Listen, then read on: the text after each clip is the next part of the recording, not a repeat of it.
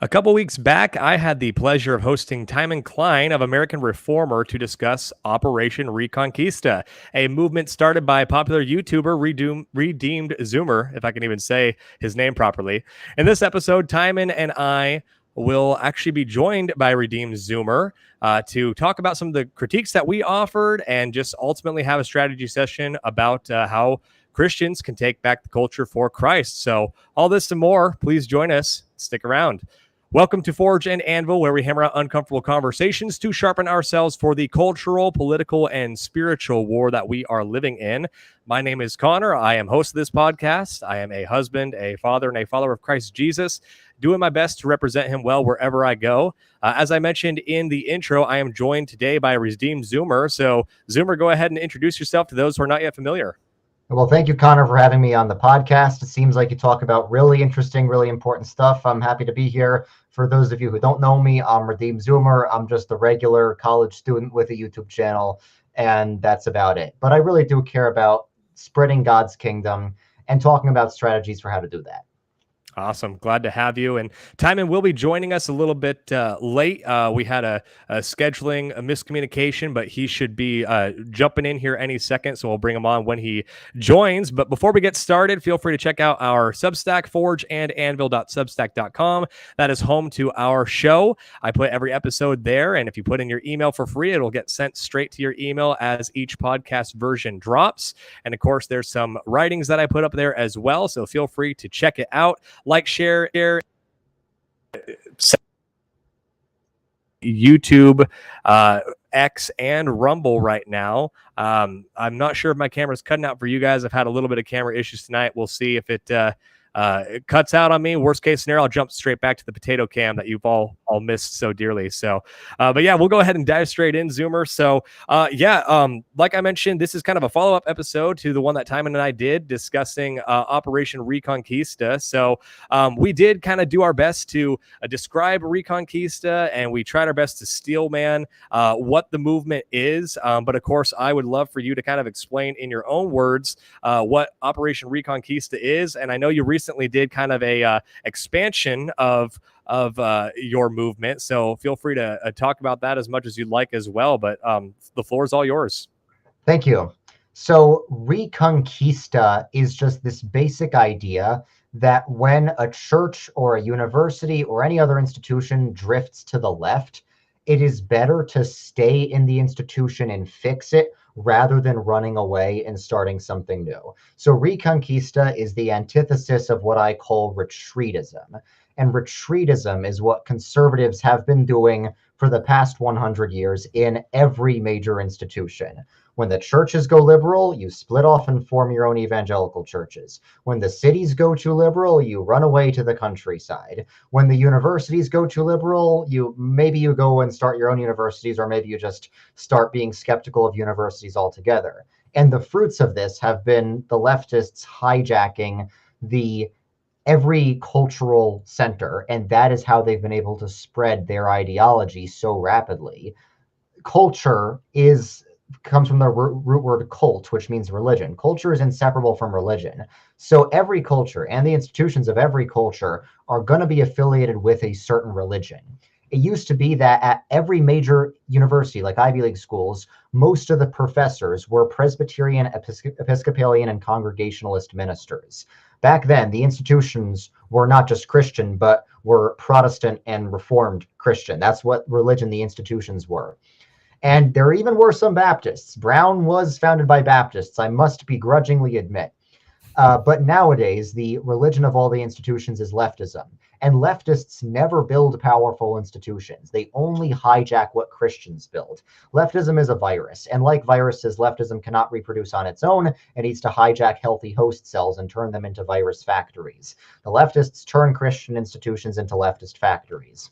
And over the past 100 years, whenever they've done this, Christians have retreated. They have left these institutions, tried to form new ones from scratch, but have not been successful. And that is why the culture drifts further and further to the left and away from its Christian roots every single year. And my thesis is that this will not stop until conservative Christians change their entire strategy and stop retreating and begin retaking the institutions that were taken from them. So that's basically the general mindset behind Reconquista.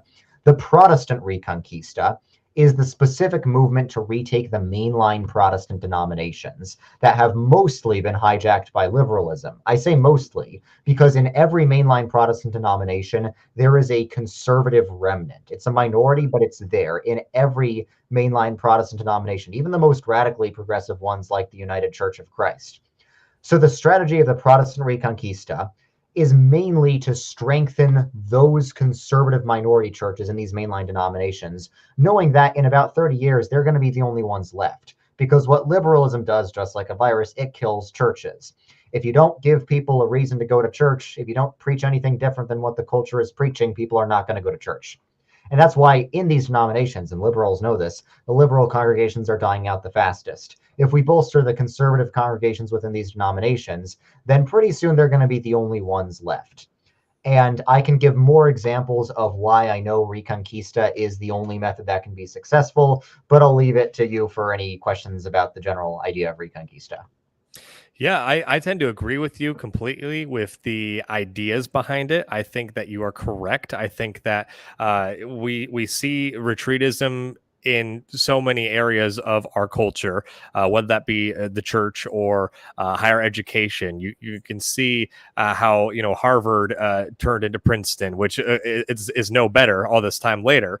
The conservative retreating institutions that was founded upon that retreat, they eventually are just going to be infected with liberalism as well, and it's a never-ending cycle. And so, really, we see the only way to truly stand up to it is for individuals to draw a line in the sand and to actually push back with conservative ideas.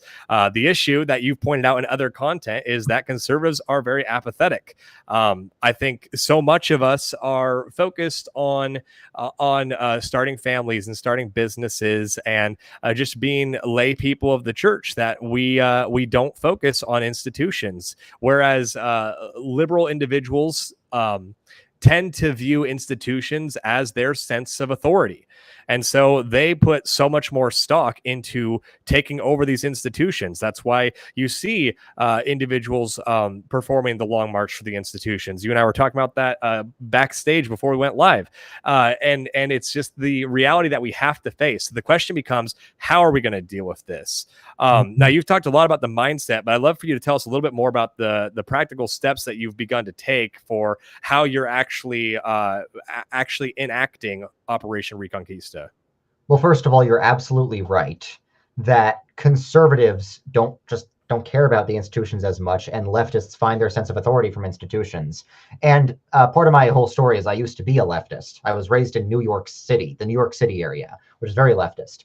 And in many ways, I still have a leftist approach to culture. I am still very much elitist. I still think institutions are where cultural authority comes from. And that's why I tend to value institutions more than a lot of conservatives. But you asked about how specifically to do Reconquista. Let me give an example of what Reconquista accomplished recently. So it's been circulating in the news that the PCUSA was going to pass the dreaded Olympia Overture, which would basically mandate that churches perform gay marriage. Now, the PCUSA was already allowing churches to do gay marriage, but this overture would not allow them to not do gay marriage. And that would basically kill the Reconquista. That would make it impossible for us to retake it, at least at an institutional level, if churches are no longer allowed to be conservative, because Reconquista depends on there being a conservative remnant within the denomination. But what Operation Reconquista did is we started a nonprofit just less than a year ago called Presbyterians for the Kingdom. And we made teams of many conservative pastors within the PCUSA. We attended conferences of conservative pastors in the PCUSA. And the president of our organization, not me, this guy David Yancey, he attended the General Assembly of the PCUSA. And it was inevitable that this overture would pass. But what he did was he led the charge to amend the overture such that it protects conservatives. He got the language added so that pastors would no longer be examined according to the principles of non-discrimination, but according to the historic principles of the church. Now, principles of non-discrimination in the context of that overture referred to not discriminating against anyone who's LGBT. But that got slashed, and my friend David Yancey added candidates for ordination shall be judged according to historic principles of the church. So it's a completely different overture ever since David Yancey's amendment. And David Yancey is the president of an organization that was founded last year in the Operation Reconquista Discord server. If a bunch of nerds like me on Discord were able to put together a last-minute coalition to save the denomination from completely committing apostasy, imagine what conservative pastors in these denominations can do. Yeah, that's powerful. It's awesome to see that you guys have some real points on the board. That's encouraging because so often I think the criticisms that I see levied towards you and your movement is that you are fighting an uphill battle that is essentially impossible. What do you say to those individuals that say that there's no hope of reforming any of these mainline denominations? So it is a good question. Is it possible to take over an entire denomination? Well, the leftists did it. If they can do it, why can't the conservatives take it back? Are you saying that faithful conservative Christians are weaker than leftists? Because a lot of times that's what it sounds like. And when they hijacked the denominations were so much stronger and harder to take over than they are now. Nowadays, the denominations are so weak and so flimsy, they hand out leadership positions like free candy. I was offered a position as a Sunday school teacher after 1 year of attending my local PCUSA church when I was 15 years old because they needed someone to do it. And my father was offered a position as an elder after just a few years of attending our church because they needed someone to do it. It is easier than ever to have an influence in local mainline churches because of how desperate for leadership they are. In fact, over half of PCUSA churches are without a pastor, and basically everything is run by lay people. That means in over 1 out of 2 PCUSA churches, you could join as a lay person and help guide their decisions as a lay person. So it is possible because the left did it. And when they did it, it was a lot harder than it is for us now. So I think the only way to say it's not possible is to say that we are weaker than the leftists. Yeah, and I think that most of your critics would probably balk at that idea too, as well. Yeah, I think for me, as far as is some of the concerns that I see with Reconquista, maybe you've addressed some of these before, but and I could have missed them, but I immediately think, okay, so some of these mainline institutions that you're hoping to retake, something that you have a big emphasis on is, of course, the actual church building and the historical connection to a community that some of these mainline denominations have in just the history of their buildings and just even own space. When you think about these major, massive, beautiful cathedrals built downtown. But that, of course, would require, in order to take some of those back, it would require individuals to potentially move into very hostile territory in order to spend enough time to lay a foundation that might result in taking back these churches.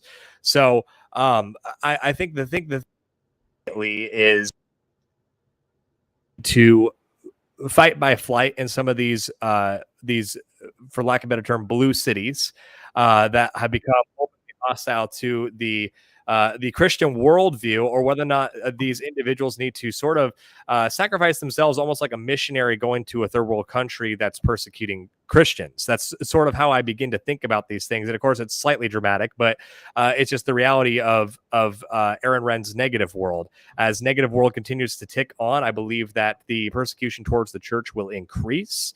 And so the question becomes, do you advocate for individuals to, let's say, in the case of New York, stay in New York City just in hopes of flipping a moderate mainline church in the middle of downtown New York while dealing with all the other political, social, cultural consequences that would come from living in New York? I mean, I don't think you need to be in a major city to help flip a mainline church. In many ways, the rural mainline churches are a lot easier to flip. I think that cities and mainline churches are two different important aspects of culture that it's important to take back, but one doesn't necessarily need to do both simultaneously. I think if someone's in a rural area but is helping to restore a mainline church that's just as good as someone who's not in a mainline church but is helping to have a Christian influence in a major city. So is your question like, should people make sacrifices? Yes. I think that's what the early church did. You know, the early apostles, they went to the cities of pagan Rome, and 11 out of 12 of them died for their faith. They did not move to the farms in the middle of the countryside and convert the Roman Empire that way. Culture always diffuses from cities outward. Tim Keller was right about that. So they started in the cities, even though they mostly died for it. And it was the cities that became Christian first because of that. In fact, the word pagan actually means rural, because it used to be that the cities were Christian and the countryside was pagan. And when it was like that, the Christians won the culture war. But then now in today's world, the cities are very pagan and the countryside is a bit more Christian. But now the pagans are winning the culture war, because whoever owns the cities and whoever owns the institutions always wins the culture war. Timon has joined us. So Timon, you can feel free to just jump in wherever here, but we're just beginning to discuss some of the questions that you and I were bringing up in our conversation about Operation Reconquista. And of course, you can hear we're talking kind of about whether or not individuals need to, in Zoomer's model, live in hostile territory in order to retake the churches. So feel free to jump in wherever. And of course, you're welcome to give an introduction to yourself as well for our audience. I'll forego the introduction since I'm late. I'll just say apologies for my tardiness, and I'll try to listen for a bit to get my bearings on where you guys are going. Awesome.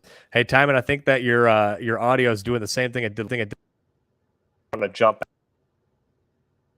Not sure what's happening tonight, but it seems that the tech end of things is just going haywire tonight. But we'll roll with the punches here. Yeah, let us know if you need any assistance with that, Timon.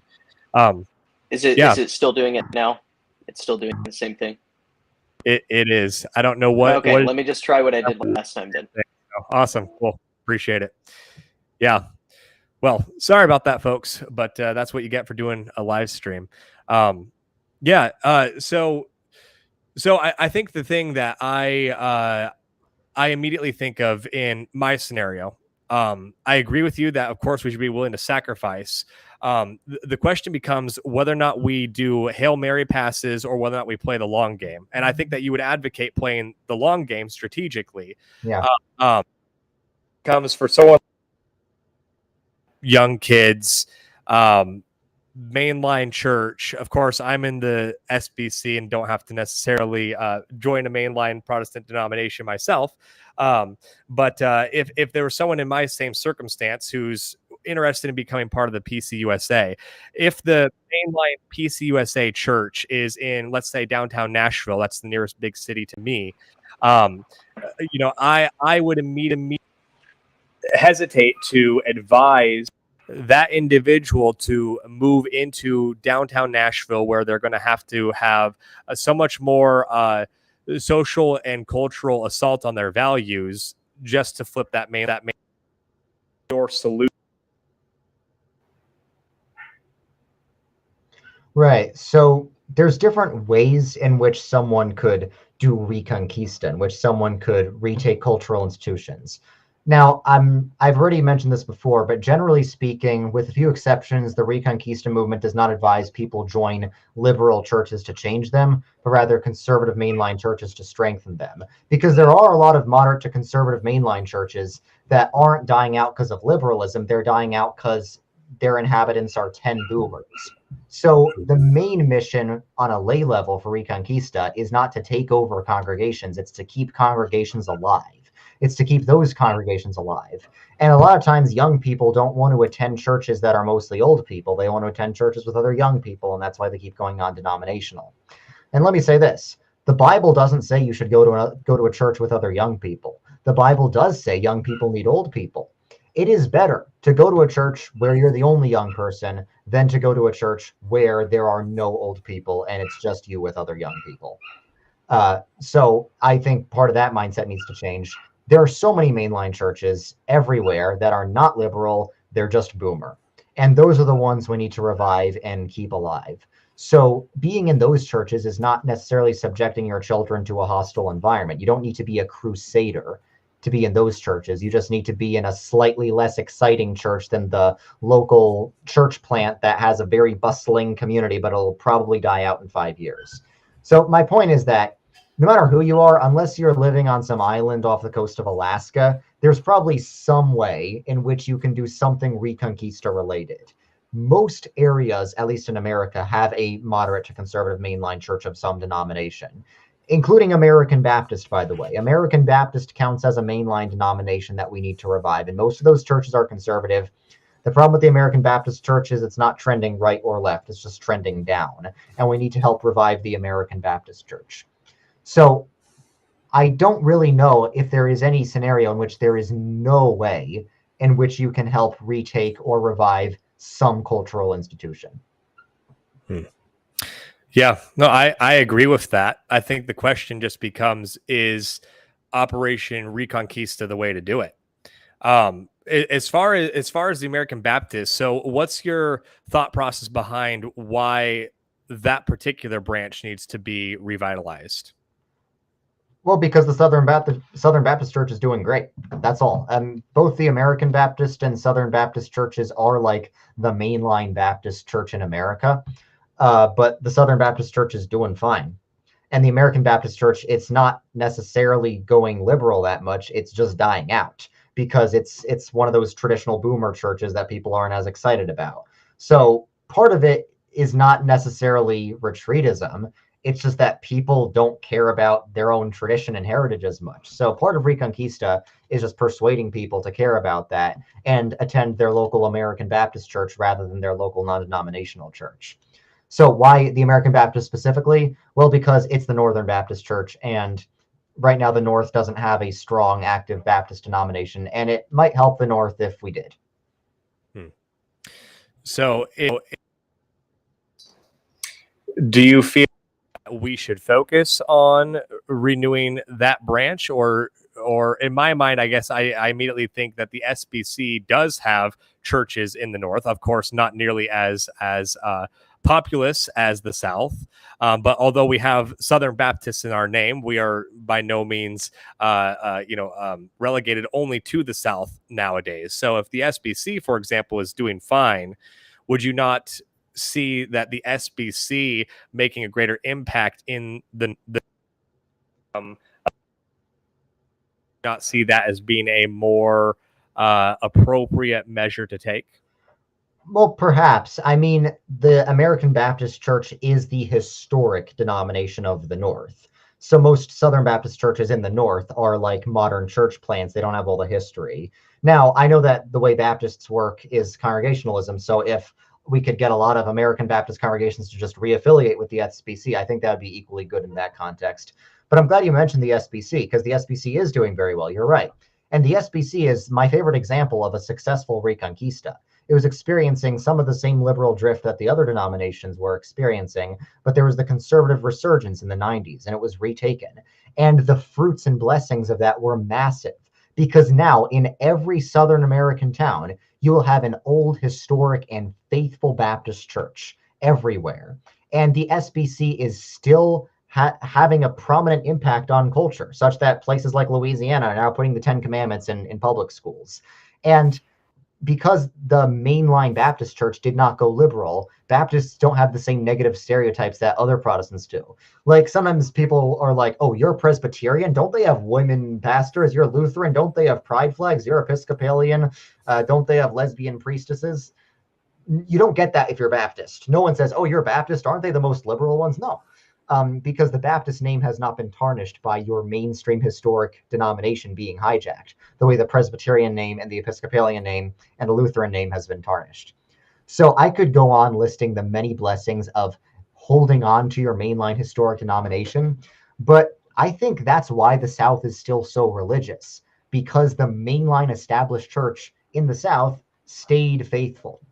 And as a result, you have a powerful established church very active in that region of the country. So I think if we had that all over the US, it would be quite something. And if we had that for every Protestant denomination like we used to, not just the Baptists. Yeah. Zoomer, I have a. Can I throw out a question? Yeah. Based on that example, we can get into more general stuff. I want to later, but so two things. Something you mentioned earlier, which is that the cities as the cultural centers dictate, the national culture, something like this. So retake the cities and the institutions affiliated with the cities. Ergo, you get okay. The Southern Baptist Convention, I would like to just hear how you qualify it as a mainline denomination, because based on your definition before that I've read from you, it doesn't seem to qualify to me based on your definition, although I would also say it's a mainline denomination. So I just want to hear the tweak on that. But two, it is generally, the South is this way generally, and then the SBC is generally associated with being rural. And Protestantism in America historically, Winthrop Hudson talks about this in his book on Protestantism, is rural, whereas Catholicism in America and some other later editions are more urban. And that's just been the way it's kind of sociologically played out. And so if the SBC is an example of a successful Reconquista, does it defy your kind of standard for, why Reconquista is necessary in targeting cities and targeting particular denominations? Is all that somewhat cogent? Yeah, I think it makes sense to say that. I don't think that the retaking of mainline churches and the retaking of cities are necessarily interconnected. I think they're parallel. It's the same logic applied to both, where you should retake whatever has more cultural power. But I don't think that you take over a mainline church by taking over the cities or vice versa. I think they're just two separate ideas of good things for Christians to do. But I do agree that the Southern Baptist Church is mainline. Throughout my life, I've defined mainline in several different ways depending on the context. But what matters is that in the context of the American South, it is the historic established denomination, even if you could argue they technically may be split from the Northern Baptists. It's not like a PCA, PCUSA situation where you have in every town one church that is at the center of town has the beautiful cathedral and another church off on some side road, part of the offshoot denomination. It's not like that for the SBC versus the American Baptists. They're both established in their respective regions. So I say it's functionally mainline, even if you could dispute exactly what qualifies as mainline. Yeah, I would agree with that. I mean, I would agree with the latter point on the SBC. The thing, well, we can get in when we get through with Baptist, I guess we can get into one of my other questions. So I'll hold off. Yeah, feel free to throw it out, Timon. Okay, so my question, I think Connor, we talked about this before, and Zoomer, I don't know if you listened to me and Connor's conversation. One of the questions I have with, because a lot of the appeal of Reconquista, speaks to me, as they say. I like the energy with it. I like the historical consciousness, the sort of even triumphant Protestant assertion of dominance and power and heritage within America. It's our country, right? Yes. I like the idea of restoring historic churches to sort of cultural prominence. My question is whether it's necessary that we take over these historic churches, not just the buildings, but the churches themselves, right? Because you're about more than the buildings. When they, as an avenue to renewing or reviving a sort of Protestant culture in America, when these institutions are unlike Harvard now, right? Harvard still has social cachet. It still means it's very different than it used to be. We could say it doesn't resemble itself at all, but it still carries social power. It's part of the cathedral, whereas the mainline churches no longer occupy that role generally in culture. It's no longer important that you're an Episcopalian if you're in New England and you went to Groton or whatever else. these things are gone. And so my question is the extent to which retaking them will actually generate cultural renewal when they've lost. Not only have we lost them, they're not ours anymore, but they've lost their cultural and social cachet to where they have real power.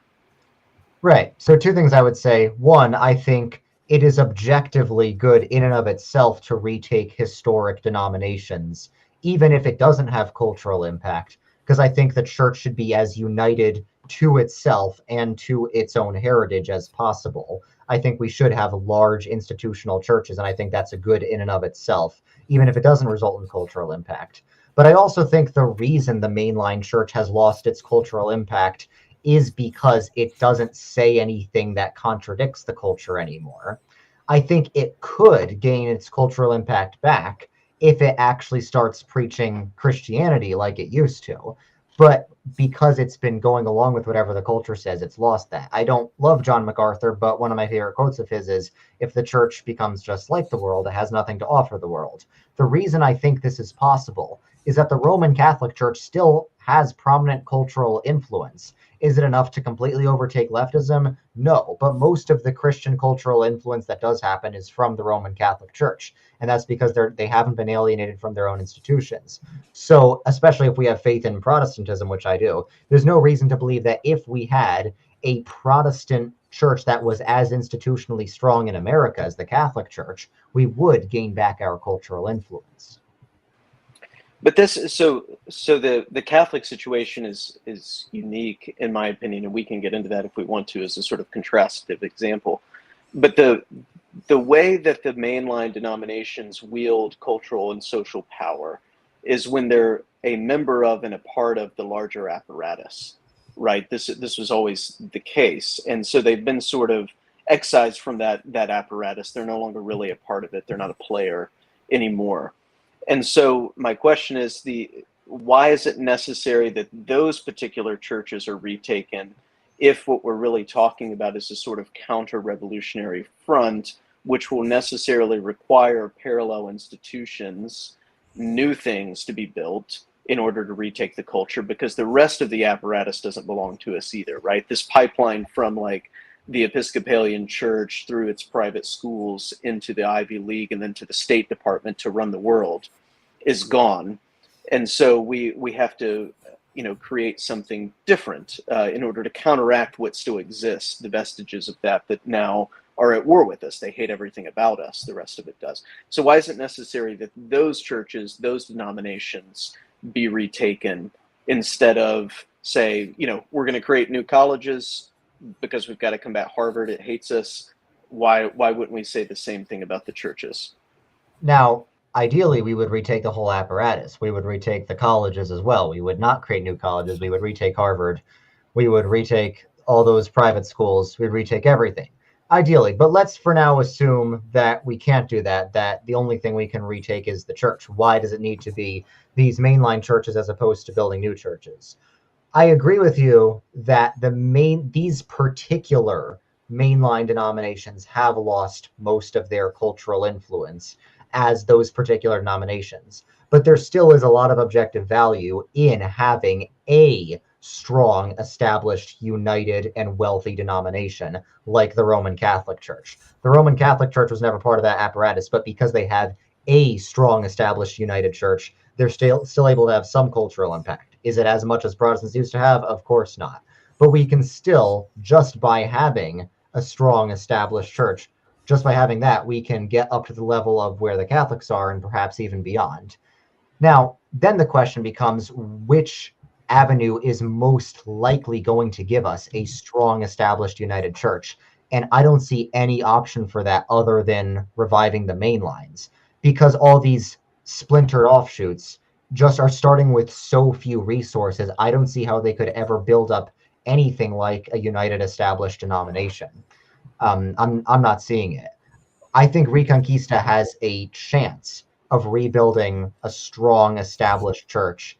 I think every alternative to Reconquista has virtually no chance of doing that. So to answer your question, it's not that these particular denominations in and of themselves have the influence, but I think we need a strong, united, wealthy, established Protestant church, and the main lines are the only way to get that. That's it. So we're both establishmentarians. That's a good point of unity from Yes. Between the two of us. But why wouldn't it be? Let's say, I mean, Tim Keller was mentioned earlier. Let's say the PCA. Like, why wouldn't that be the best possible? Which is necessarily not a mainline church or a historic church. It's been around since the 70s.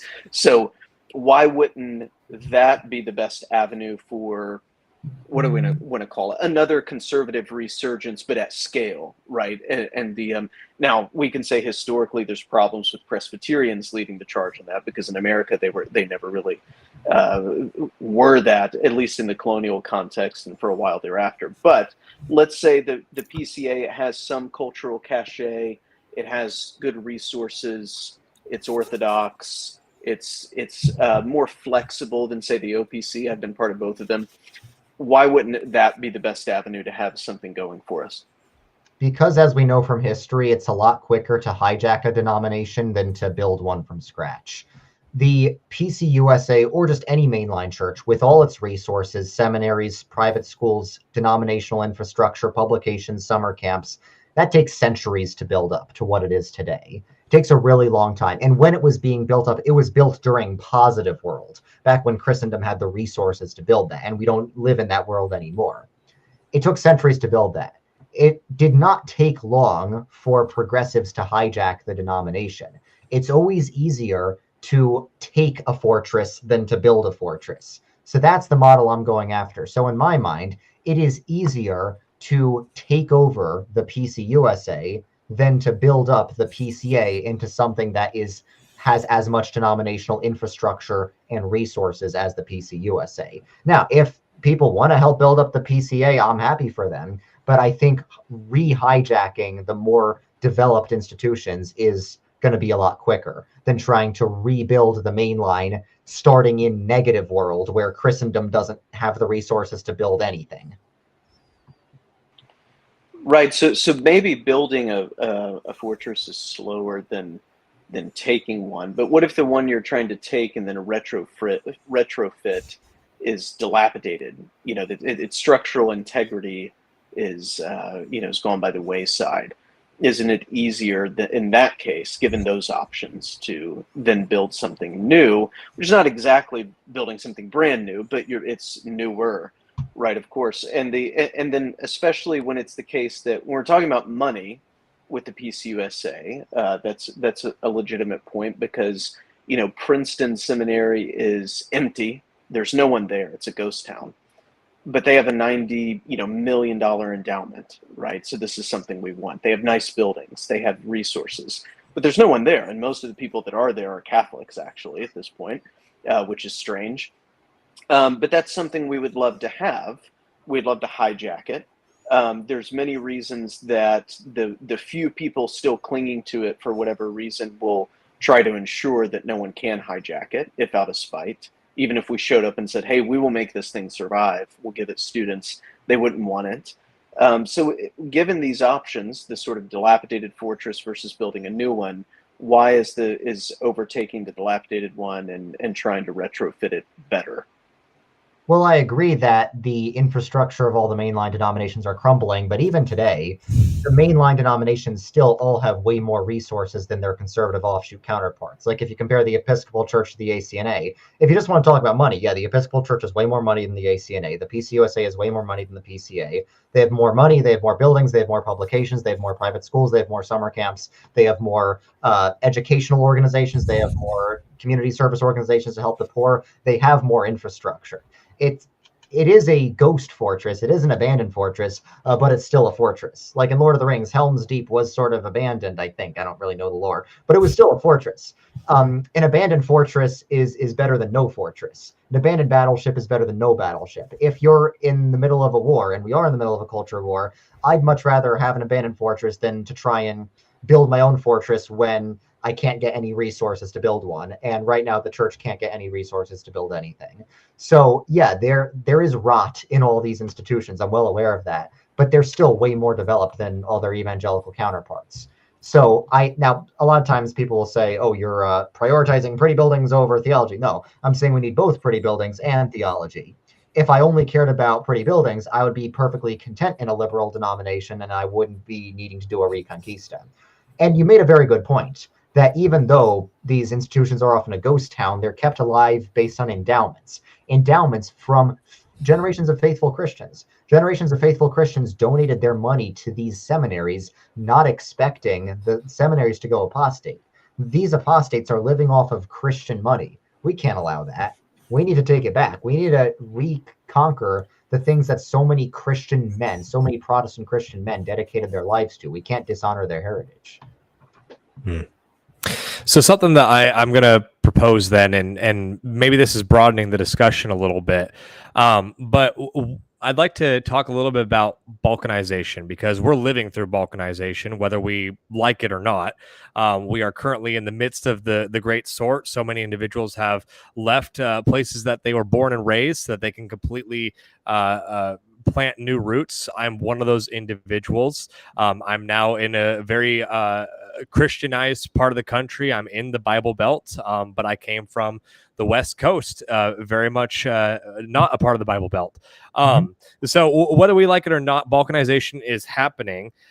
So I also feel like, and perhaps you guys will agree with this assessment, that Christianity, American Christianity, spent so much time trying to reach the entire world that we've spent so much resources overseas just trying to reach individuals in Africa or China or wherever country of your pick, that we essentially forgot to focus on our neighbors and our neighborhoods.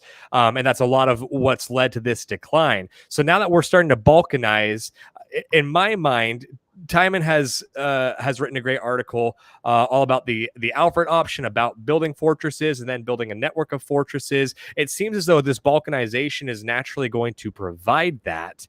Do you guys think that it's a good thing that we're currently undergoing this balkanization? And then for you, Zoomer, do you think that it is wise for us to focus on maybe pooling our resources into a more united front, even if that front is only in a more geographical strained part of the country? Or do you feel as though we should continue to be spread thin, across the whole nation, in hopes that we will have a little bit of influence in every state? What's your guys' takes on that?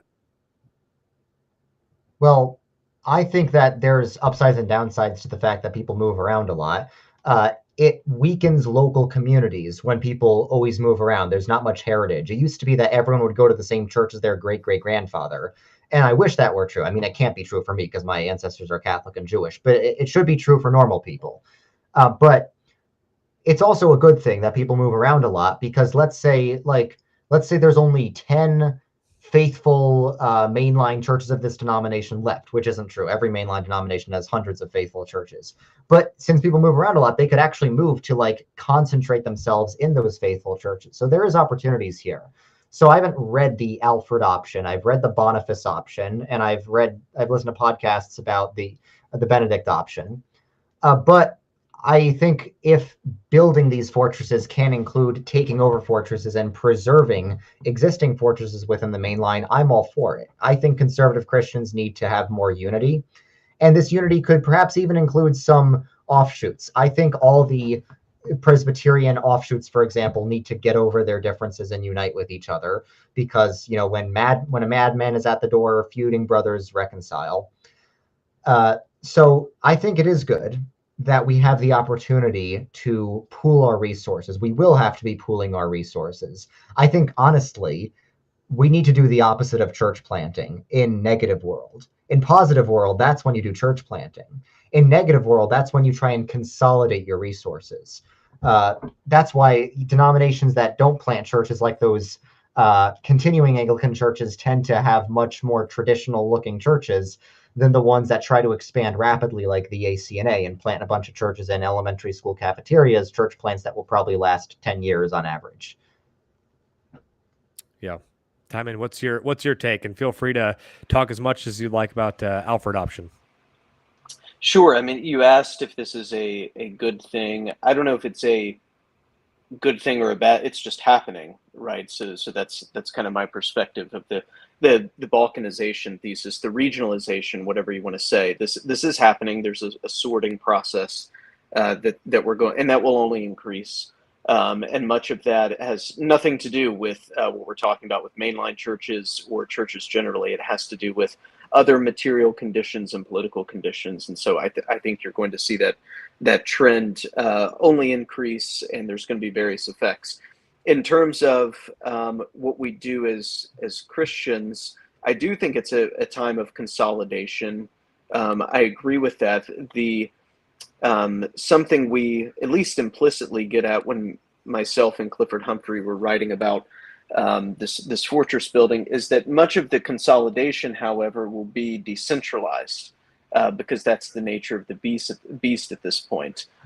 So you're consolidating efforts, but your communication and your building are somewhat decentralized comparative to prior realities, right? And this is already happening. Also, we're just tapping into trends, and so the issue with like legacy media, mainstream media, I mean, the thing that is going to kill it and is killing it is it's being circumvented by decentralization of a multiplicity of outlets and streams of community. Anytime democratization of communication happens, it's going to be disruptive. This preceded and was involved in the Reformation itself. This is part of what produced it. And so you're going to have a decentralization of and a dismantling of previous authorities and power centers.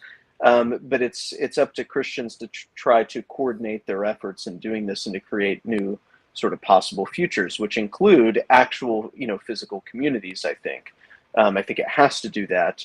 And for the reasons Zoomer has pointed out already, it has to be that way. We have to be rooted and have to be people of place. And some of this, I mean, I liken it to often the initial colonization of America, of where people, they're looking for a place with like-minded individuals, we might say, to start something new, which is according to their heritage, their shared heritage. I mean, everyone in Massachusetts was from East Anglia, basically. But they show up in a place that is not East Anglia, right? There's nothing of their heritage there, but they bring it with them and they try to build something new together. And that's going to look different because our wilderness is different. It's not unoccupied. It's not a total blank slate, but I think there's much in the American heritage in its physical places that are often forgotten that can be retrofitted for our purposes. And I think that's what we should try to do in the physical places, but this will be aided by really new technologies that make new things possible. So there's a strong technological strand through what me and Clifford were talking about as well that make this possible at this point. Okay, so the Alfred option with fortresses, I'm interested in that because fortress is the language I use for Reconquista. We can't magically take over the mainline churches now, but what Reconquista advocates is building a network of fortresses within the mainline institutions. That's the key word, within, not outside, within. So is that what the Alfred option advocates, or do you advocate building fortresses outside the mainstream institutions for when they collapse, maybe? Yeah, we didn't consider at all the your project or the mainline generally. So the thing we advocate for, and it kind of connects to other things I've talked about specifically with education, is for we don't preclude the possibility that maybe you could capture old institutions. That would be great. In fact, if you pressure them enough, maybe that will be possible. But the general thrust of the article, of the approach, is to build new parallel institutions that explicitly and intentionally favor our people, to create a new sort of status hierarchy, one that no longer, so that the sort of idea was, evangelicals, Protestants generally, are caught up in sort of striving within the pre-existing status hierarchy. You've got to get your kid to Harvard. You've got to get them into, Bain Company, whatever, McKinsey, and so on and so forth. And this is self-defeating. So because that status hierarchy hates you, and it's actually very difficult for you to participate in it. So what we need to do is create alternative or parallel institutions that we explicitly favor our people the way that they do. And this is the way to build something new and that's comparable in its power at some point. But you have to be sort of ruthless in order to do that. And maybe there's a future where, because we make clear that it's not a defensive posture, this is an offensive posture. And the entire goal is, of course, to reintroduce a new positive world, a new Protestant America where we control the institutions again. So in that sense, there may be some connection there to what you talk about, Zoomer, but we didn't talk about mainline denominations at all. Okay. We just talked about building some new things that favor, Orthodox American Protestants and our people. But I don't think there really is a connection, because Reconquista is the antithesis of retreatism. And as far as I see it, parallel institutions is retreatism. Now, retreatism, I don't mean to use it as a dirty word. I mean to just use it as a label of retreating from the existing established institutions and either building new ones or not building new ones. But retreatism means you believe that people should leave the existing institutions. So my problem with parallel institutions as an alternative to the current ones is that in negative world, in our present age, we simply cannot build strong institutions.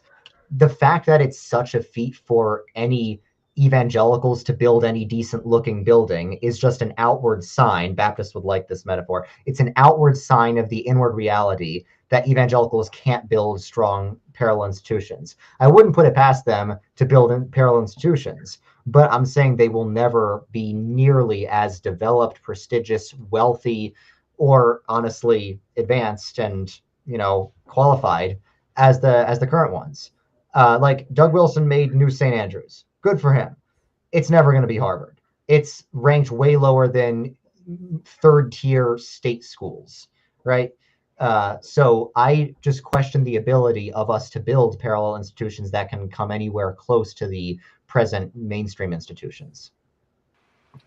Yeah, I understand here's the response to that, and there can be two minds of this at the same time. But one is to say that response to the prospect of building parallel institutions that's doubtful of its sort of efficacy is to say that you're captive to the pre-existing state of affairs, right? To say that Harvard, when it started, was way less impressive even than New St. Andrews is today. It was nothing compared to Oxbridge, which it was seeking to mimic, and it did, but it was nothing. It was totally unimpressive. Would be to us today. So this is a long-term project, to be sure. The question is whether we have the fortitude to embark upon it. Is one question. The other one is to say that there, of course, are exceptions to this, and you sort of have to manifest your own reality, because prestige is something very ephemeral, and it's nothing. It's not real, right? So to say a Christian college, and I agree that most Christian colleges are subpar, and most of that I attribute to the fact that they are striving to have a place and acceptance within the pre-existing status hierarchy, right? Calvin College wants to be Harvard. And that's a problem. You shouldn't think this way in that particular environment. If you were truly going to be subversive and parallel, you could do something different. You could say we are, Harvard in this way. But Wheaton branding itself like the evangelical Harvard, you're already losing. Like the second you do that, you're losing because you're comparing yourself to something that is actually your enemy. So. And you're striving for acceptance within that ranking system or whatever. This is all fake, right? Like we know U.S. News is these are fake rankings, but they mean something within our world right now. And so the question is whether you have sort of the ambition to create something parallel that is a different world that has the same effect, but that requires significant buy-in through the entire sort of pipeline. So it would require employers, just the way that they do today at major institutions, favoring their own, right, ruthlessly so. And so it's a question whether we could do that. But that's how you would build it, and it's certainly not impossible. We've done it before. You had nonconformist schools doing this in England for quite a long time. many of them became prestigious and better than their counterparts. So it's certainly possible. It's not an impossibility. It's just a question, I think, that we arrive at of what's most prudent and effective, and this can be dependent on your sort of time horizon. Right. So I don't think it is impossible for parallel institutions to work, because Yale was a parallel institution to Harvard and Princeton was a parallel institution to Yale. But I think today's men are weak, and today's culture is weak and cannot produce anything beautiful. Nobody is building beautiful things today, but the difference is the left owns the beautiful things that were created in the past, back when Protestant men ran the country. Everyone is influenced by their culture. Back in the 1600s, atheists built beautiful things because beauty was just in the water. Today, Christians build ugly things because ugliness is just in the water. Christians are not exempt from the cultural decay that we experience, and they're not exempt from negative world. Just because Christians would like to be exempt from it doesn't mean they are. And that's why every church built by Christians in the past 30 years, regardless of what denomination it's in, is ugly, with a few exceptions. But most of the time it's ugly. So I don't question the ability in theory of parallel institutions to work. I question the ability of anyone now to build any parallel institutions. There's not a single evangelical parallel institution built recently that's even remotely impressive. There's no evangelical institutions that have created any genius scientists. They've never had any, beautiful chapels on their campus. It's all pathetic. It's all a joke. And you don't need new U.S. News to know that Harvard is objectively a much more powerful and developed institution than Ring by Spring Bible College, which is what ends up happening when people try to create parallel institutions. So no, that's exactly right. I mean, that is the track record, the recent track record, right? Of course, and I'm very maybe too disparaging of evangelical efforts in this regard. I think most of them are a joke, and I think that's because, and I think they're profoundly unserious. So what what I'm talking about is basically getting serious in this regard. And if you conceive of yourself not as being in sort of the minor league, wishing to, hoping to be called up for your contract to the majors when you get a chance, your validation is always coming from outside yourself, from the top down, as it were. So this is requiring, a sort of different consciousness that I think is called for by the negative world, to realize that Harvard is the most powerful, right? But it absolutely hates you, and it's no use looking for its acceptance or for participation in its sort of ecosystem if you want to survive and if you want to actually build a different future. So that's the motivation there. It's not at all dependent upon or springboarding from evangelical efforts in our memory, right? Which are all, I would agree with you in your assessment of what they've produced. So this is looking at something totally different and saying it's possible. We have to do it. Basically, it doesn't mean if there are opportunities to overtake pre-existing institutions that we shouldn't seize upon those. That's not precluded at all. But in general, stop looking for the approval of the regime that wants to actually eradicate you, more or less. It doesn't want you to participate in their institutions. You're not valued, even though they're yours by right and sort of by history. But this ship has sort of sailed. So you need to produce new things, and this is what the moment kind of calls for in negative world. So this is just our assessment of what's required. Yeah, well, yeah, you do need to produce new things, but nobody's producing any good new things. I don't think anyone will. I don't think it's a mindset issue, because you could shift the mindset of evangelicals. You could have them go from more soft, squishy, effeminate evangelicalism to base, trad, masculine evangelicalism. But if you don't have resources, you can't do anything. Like, even if you have the best mindset, even if you have the most parallel mindset, most negative world adapt mindset, if you don't have the resources to build a new institution, you're not going to be able to build a new institution. If the resources are in the old institutions, if you want resources, you have to go back to the old institutions you just left. And even if magically $1 billion trillion falls out of the sky into the hands of based post-mill theonomic Christians, okay, how are they going to, who are they going to hire to build these institutions? We live in a world where good, beautiful things don't get built anymore. It's so much more expensive to build anything beautiful today than it was back then, because there aren't as many, fine craftsmen and stonemasons. And who are you going to hire? Are you going to hire, professors? Well, the evangelical professors that are going to want to work at your college are generally much less educated than the ones at Harvard. And maybe they're better morally, but they're a lot less good academically. So my point is that I don't think it's a mindset issue. I think we have less stuff. They took our stuff. We don't have stuff. We need to take back the stuff they took from us. Yeah, I agree that they took our stuff, and we should take the stuff back.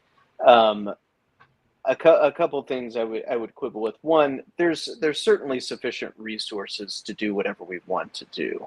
Are they? So that's where, of course, Then why there's aren't people building billions of dollars, things? because it is a confused mindset issue, as you put it. Absolutely so. People are currently captive to all the things already described, and this is where their ambitions are directed. So this is a significant problem. There's plenty of resources to go around to do basically whatever you want if you had the political will to do so. That's what we lack. That's what needs to be awakened.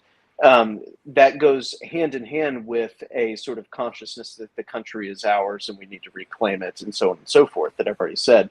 But those things, it's not a question of resources. It's a question of political will. In terms of whether you would have people qualified to do this, whether there's competent people there's plenty of those people. Many of them are still, just because the opportunities are lacking, are still stuck within the institutions that they would desperately like to get free of. This is just a fact. And then the point of, the people at Harvard are better educated even if they're worse morally. I mean, first of all, those two things can't be separated, of course. As Christians, we believe that. But two, I am thoroughly unconvinced that they're better educated. There may be more prestige attributed to them, but this again goes into the sort of social construct that I've already been laying out that we need to break free of and just not care. I genuinely don't care if someone went to Harvard. It means nothing to me. It does not mean that they're better educated. They may be a very smart person, but that's a case-by-case basis. And there's very smart people who still go to Harvard, but they're not well educated and they're not well qualified necessarily because of their credentials, because the credentialing structure is part of the status hierarchy that needs to be busted if we want to survive. Because these things are conveyed to people for the sake of conveying the status, which means they lead, which means they get to do things. They're not actually real. So you have to construct ones that benefit you rather than your opponents. The last thing I would just say is,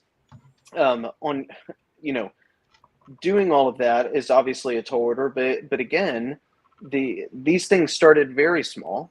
This is the way things go. Again, Harvard was not impressive for at least 100 years. It's nothing we would have thought was interesting to look at. And so the point on, I love beautiful buildings, and I think they have impact, and I think they have a catechesis in society. I think they're important. But it can't just be purely about the aesthetics and purely about the buildings. It has to be, it's a both and sort of situation. I'm not denying at all that these things are important. I think they're more important than evangelicals realize. And that's part of why their resources don't go there, even though they have them, right? It's why if you go to R.C. Sproul's church, it's fake material, right? It looks cool from far away, but it's actually not the real deal. So this again brings us back to a point, I think, of will rather than capability or rather than resources. Yeah, I mean, I think it is both will and ability. But are you claiming that the reason PCA only 14% of PCA churches, and yes, I tallied it up, only 14% of PCA churches have traditional buildings is an issue of will? Is that what you're saying? Yeah. I don't know what the percentage could be, but it could be much higher. I bring this up all the because time. it's often cheaper to get it's often cheaper to get a traditional pre-existing building and do something with it than it is to build your own. I think these things have been thoroughly sanitized from the evangelical mind for decades and decades and decades that this actually matters. But you have plenty of resources to do it if people wanted to. You could totally build these things. I've talked to PCA people all the time, and I debate them about a lot of things, but I often am like, okay, where's your pretty building? Why don't you have pretty buildings? The excuse I always get from both pastors and lay people is, we love to, we just don't have the money, man. We planted our church last year. We're donating our money to missions in Zimbabwe. We right, don't right. So, but this is ultimately lack of will. I mean, I go to a very large PCA church now that has a very nice building. The resources are at that church to build whatever they wanted to whenever the building was built. It's long before I was there, but it's not a historic building. There are historic Congregationalists and even PCUSA churches in town that have more historic buildings in more historic kind of real estate. It's not a lack of resources. It was a decision, right? So I'm just saying you could, if you were able to awaken this sort of consciousness and that these things are important and they matter, you could produce this in most cases. I'm not saying every church out there, like every PCA church plant, is capable of doing that. Sometimes you start in a bowling alley. I get that.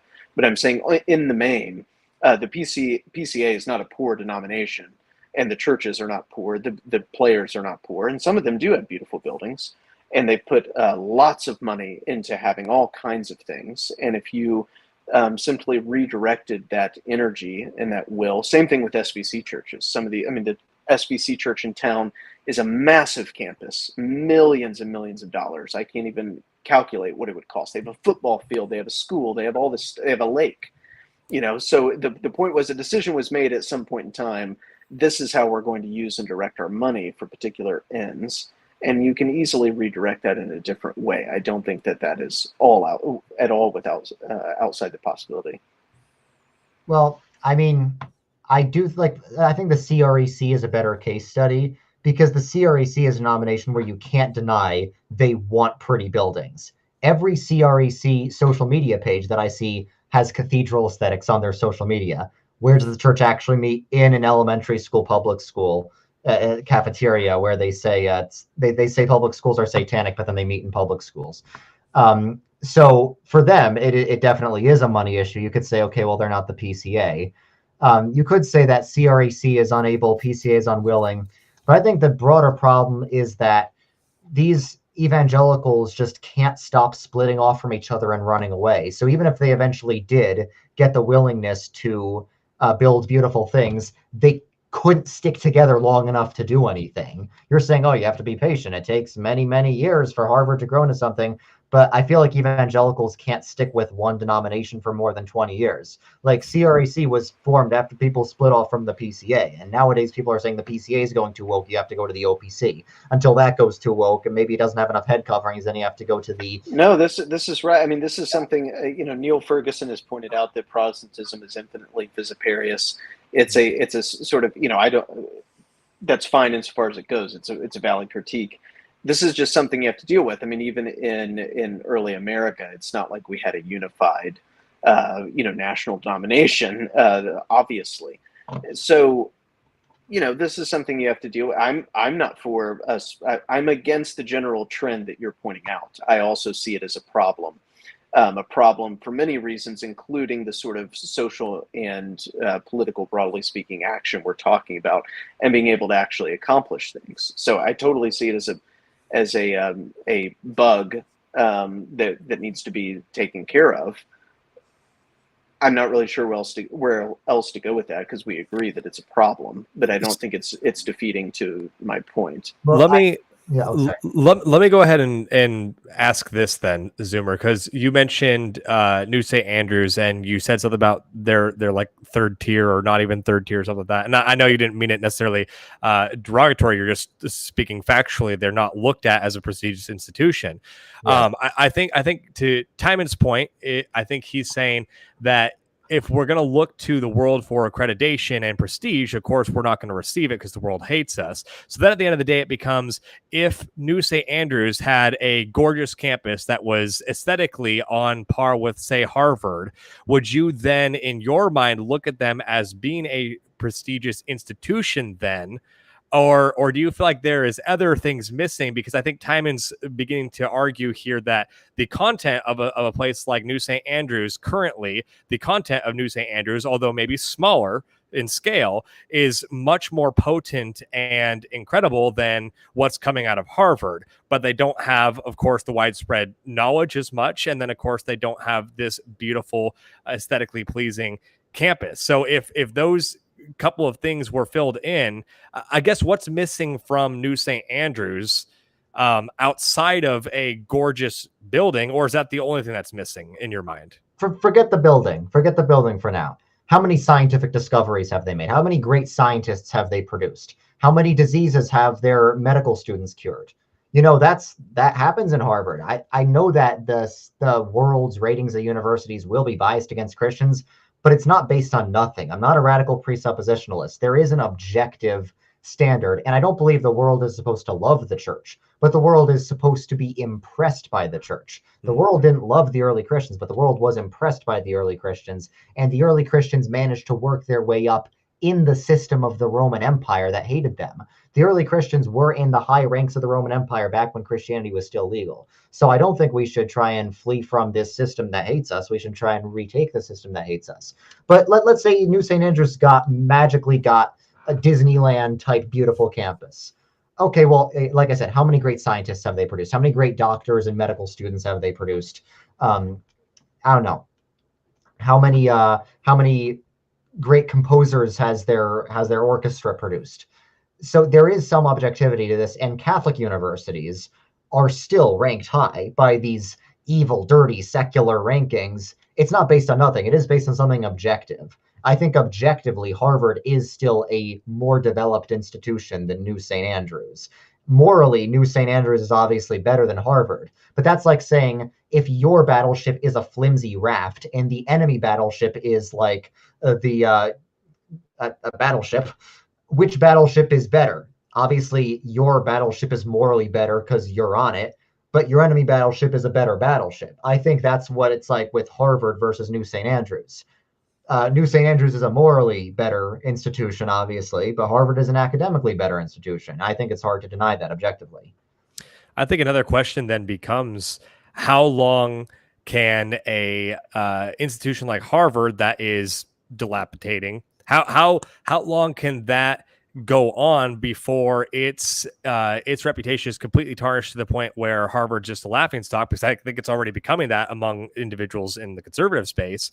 How long until that becomes a complete laughingstock, and then pair that with how long does it take for New St. Andrews or any institution to receive that prestige and to receive those achievements, like having cured several diseases from students that they've produced. And I think that's maybe a question that we can't necessarily answer here, but that's one that immediately comes to my mind is, okay, Harvard's going down the tube, so do we focus on retaking Harvard, or do we focus on building up New St. Andrews to where eventually those ships will pass the night and one will overtake the other in sort of this arms race to culture supremacy?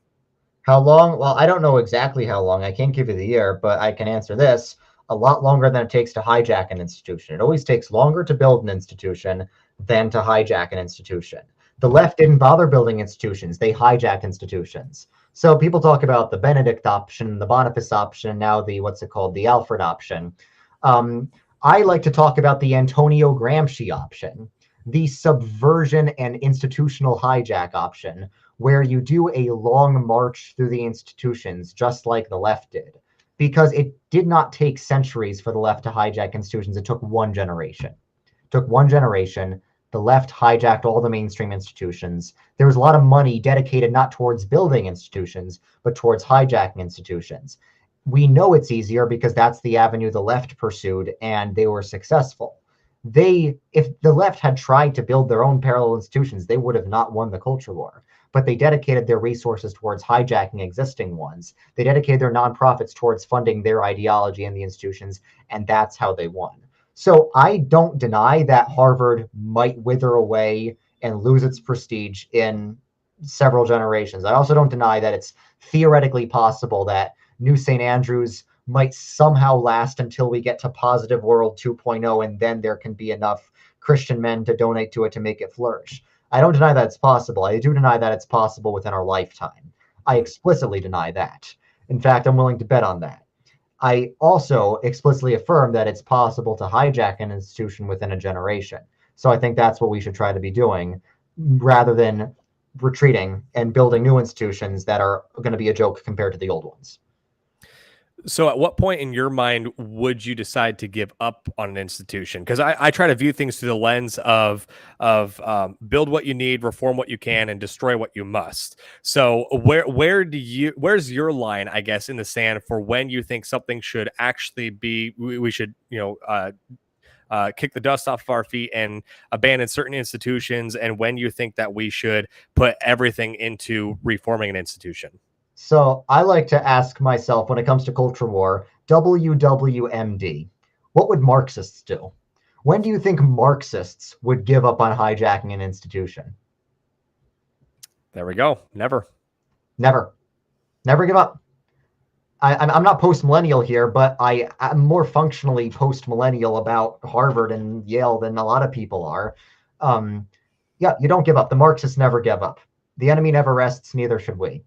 So I think there is times when you can temporarily focus on hijacking this institution rather than this. That's why Reconquista generally tries to first target the more moderate and conservative mainline churches rather than having people just march into progressive pride flag churches. So yeah, you should maybe focus on ones that are more doable for now. But when do we give up on retaking the institutions? We don't. The early Christians didn't give up on trying to retake the Roman Empire, even though those institutions were definitely against them. So what would Marxists do? They would not give up. They did not give up, and they won. Well, but so one problem with the theory that we can, repurpose Gramsci for ourselves is that it's,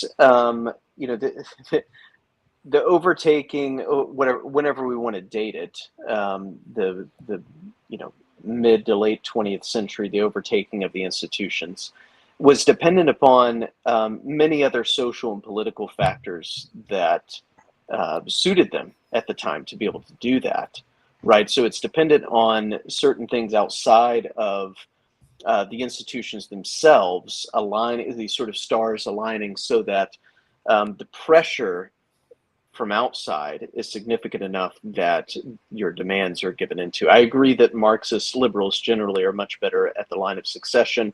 An attribute that is necessary to overtake an institution or keep an institution that liberals have that conservatives generally don't is they're completely willing to split the baby. They will burn it down before they let you have it, or before they give up on taking it. And conservatives don't do that.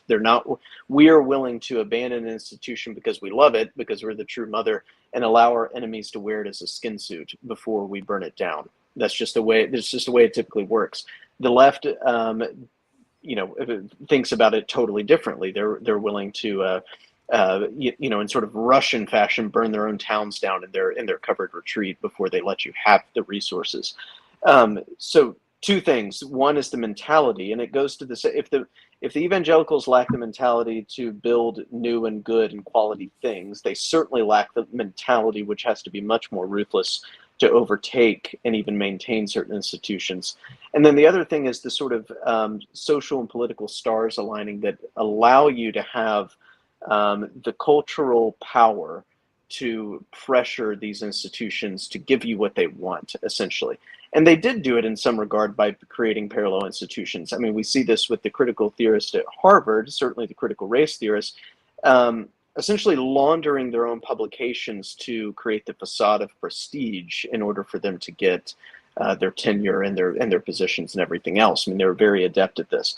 So there's lots of things going on, and the sole real question is whether this is actually something that a strategy we can take for ourselves that will be equally effective. I think it's an assumption, a wrong assumption to say that, yes, this is how they did it, therefore we'll just do it back to them. I think the weapons, we can't use the master's tools to take the master's house, as they would say themselves. Right. I mean, I do think that it's not just a one-time thing. They did this to every institution in every Western country, sometimes independently of each other. Every mainline Protestant denomination, with a few exceptions, in every Western country has been hijacked. So to answer your first point, how do we persuade evangelicals to have a different mindset?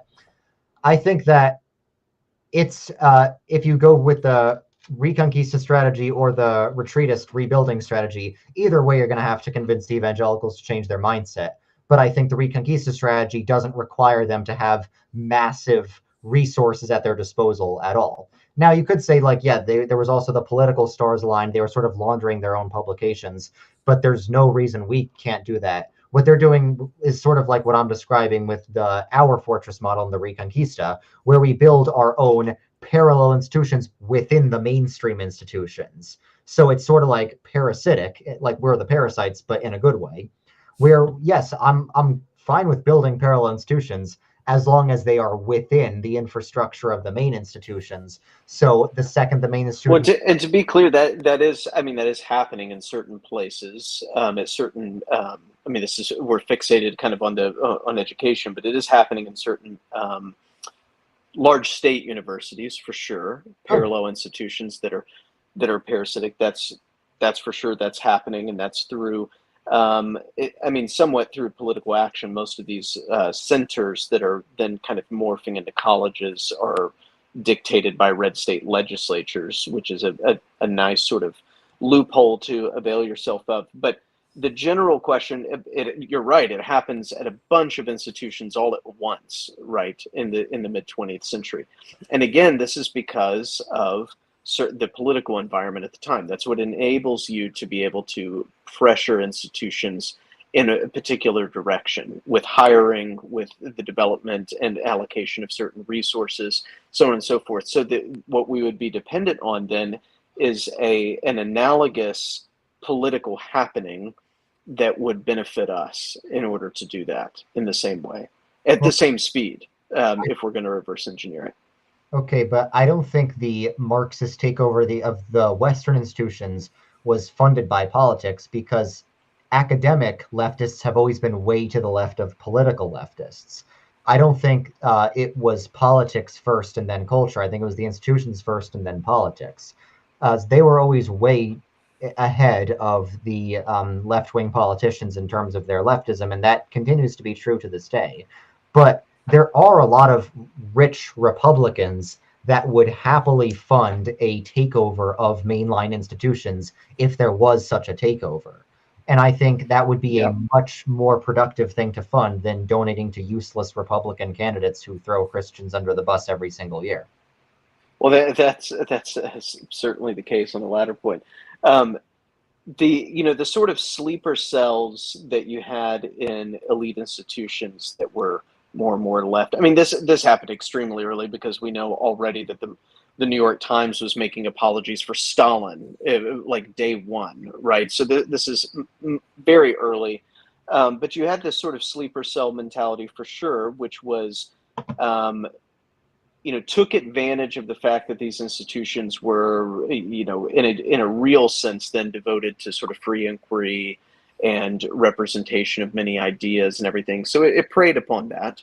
But the thing that really makes it explode, where you get in the 60s, 70s, and 80s, a total takeover almost overnight, I mean, that is within one generation, is the political environment that allows you then to pressure the leadership, the admittedly very weak leadership of those institutions, to give you everything that you want very quickly.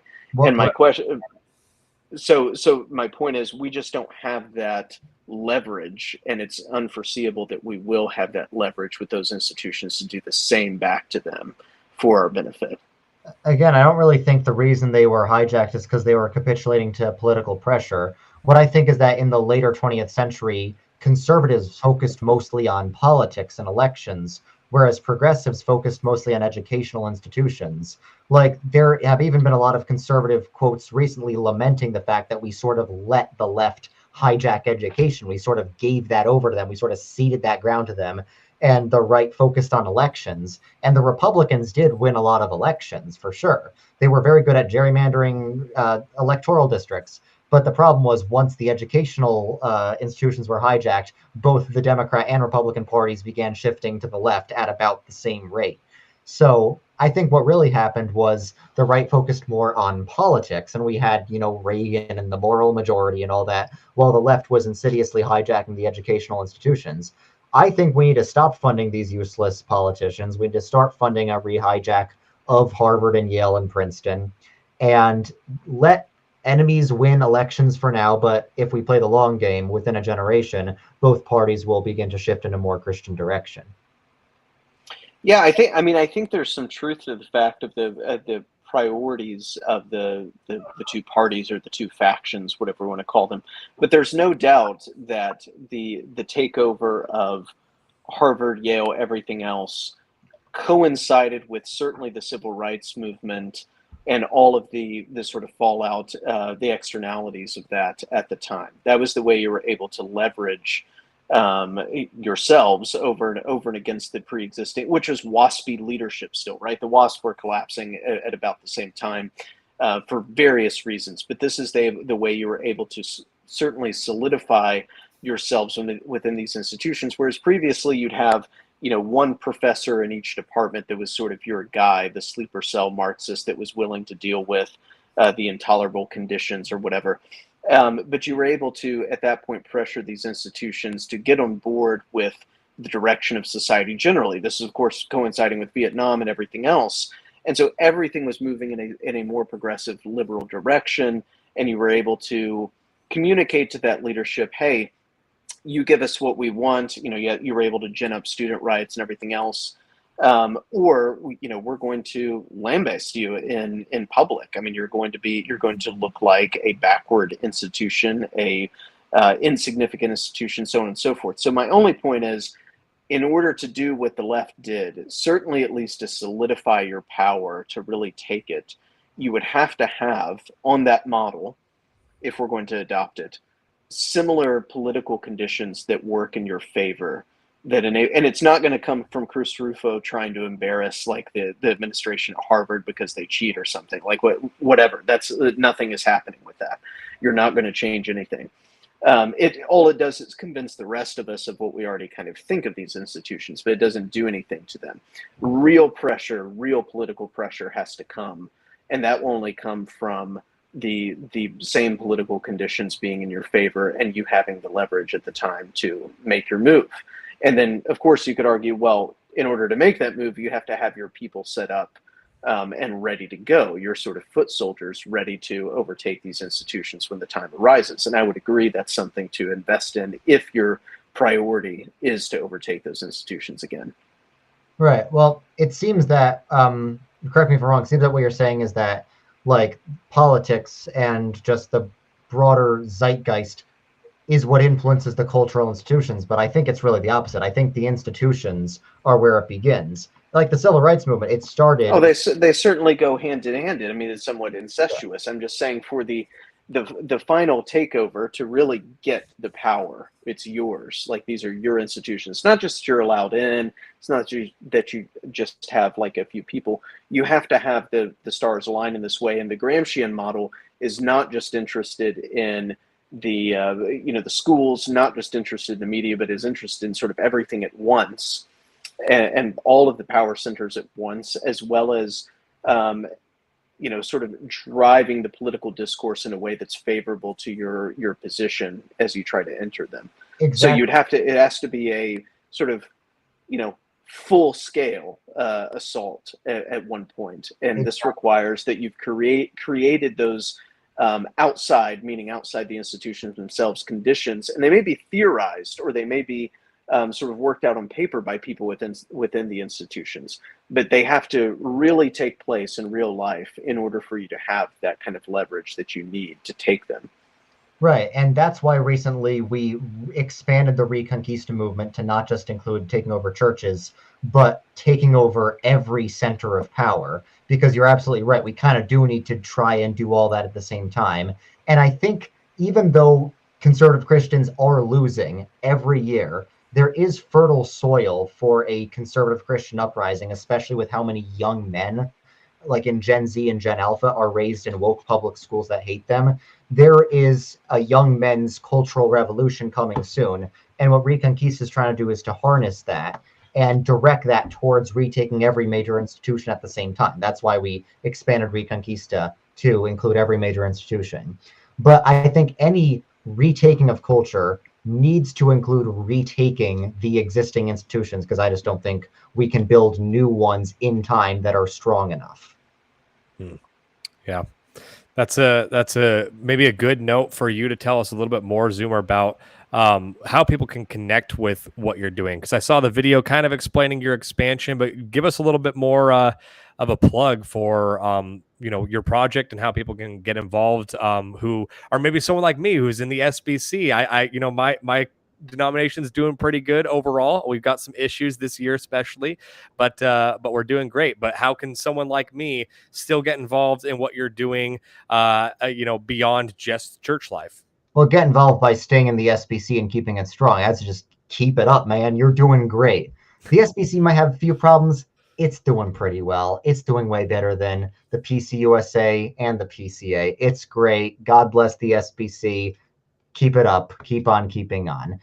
In general, if you want to get involved, the main target audience is young men, because young men have been alienated by this culture and young men need to rise up.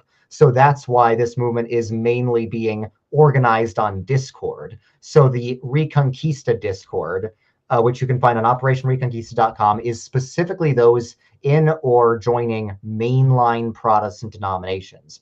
I understand that not everyone can join a mainline Protestant denomination, so my personal Redeemed Zoomer Discord is available for anyone who would like to get involved in the cultural Reconquista movement in a general sense, who maybe isn't able to join a mainline denomination right now. I do think we would both agree that there is a coming young men's cultural revolution that we need to harness.